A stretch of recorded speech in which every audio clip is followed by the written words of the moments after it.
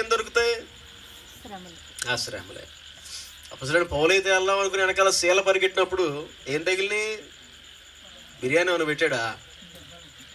ఏం తగిలిని?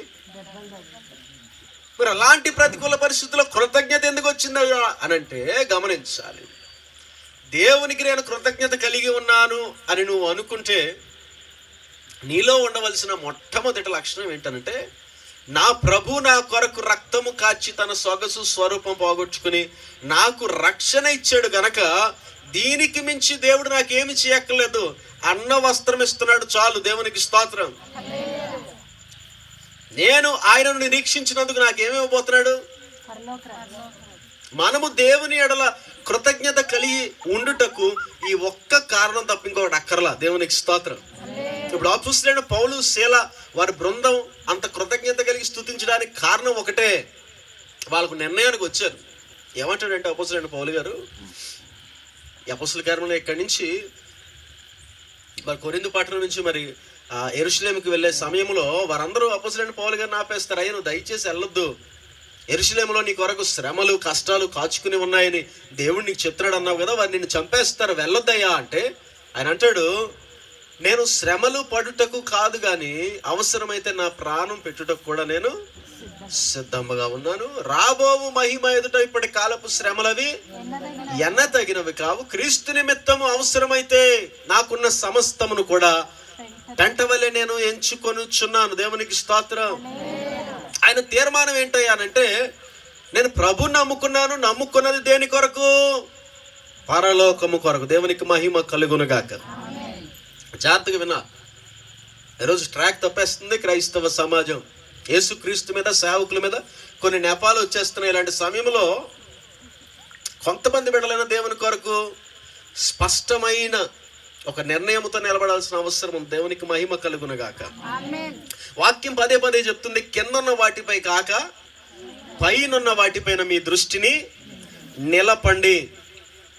ఈరోజు యేసు ప్రభు దగ్గర రండి, ఆశీర్వాదాలు వస్తాయి, స్వస్థతలు వస్తాయి, ఇంకోటి వచ్చేస్తాయి అని పిలవట్లేదు. కానీ అంత్య దినాలలో ఒకటి మాత్రం చెప్తున్నాను, యేసు ప్రభు దగ్గరికి వస్తే ఇవేమీ రాకపోవచ్చు. శ్రమలున్నా కష్టాలున్నా పైపెచ్చి ఇంకొన్ని శ్రమలు రావచ్చు. తిమోతి గ్రంథంలో అంటాడు, పరిశుద్ధముగా ఉండను ఉద్దేశించి వాడు నీతిగా దేవుడు వెంబడించే వాడికి హింస సంభవించునని రాశాడు. దేవునికి స్తోత్రం.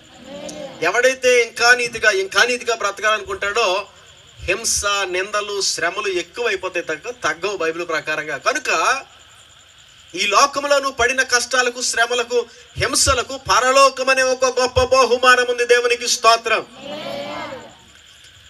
మనకు దేవుడు పరలోకమునిచ్చాడు గనక ఆయనకు చూపించాల్సిన కృతజ్ఞత అంతా ఈ లోకములో బ్రతుకున్న దినాల్లోనే మనం చూపించాలి. దేవునికి మహిమ కలుగును గాక.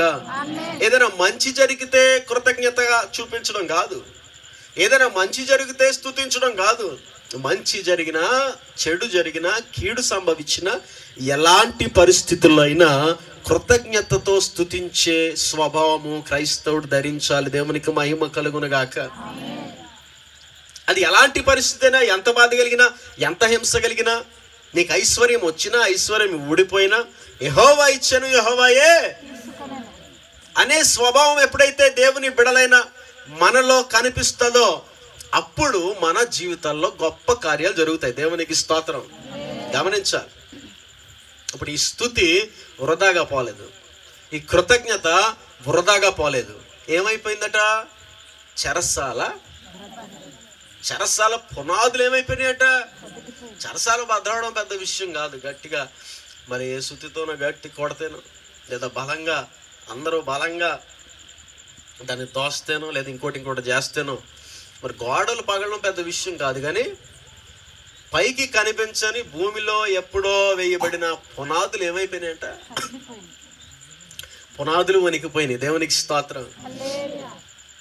నా జీవితంలో దేవుడి కార్యము చేశాడు కనుక స్తుతిస్తాననే మనస్సును విడిచిపెట్టి దేవుని బిడలు, నా దేవుడు నా కొరకు రక్తము కార్చి నన్ను పరలోక రాజ్య నివాసినిగా చేశాడు గనక అంతకు మించి నా దేవుడు నా కొరకు ఏమీ చెయ్యక్కర్లేదని ఎప్పుడైతే స్తుతించడం మొదలు పెడతారో అప్పుడు నీ జీవితంలో ఉన్న సమస్యలు, సాతాను శోధనలు వణికిపోయి పరిగెడతాయి. దేవునికి మహిమ కలుగును గాక. సాతాను కోటలు, సాతాను రాజ్యాలన్నీ కూడా బద్దలైపోతాయి. నీ ఇంట్లో ఉన్న ఇబ్బందులన్నీ కూడా పారిపోతాయి, దూరం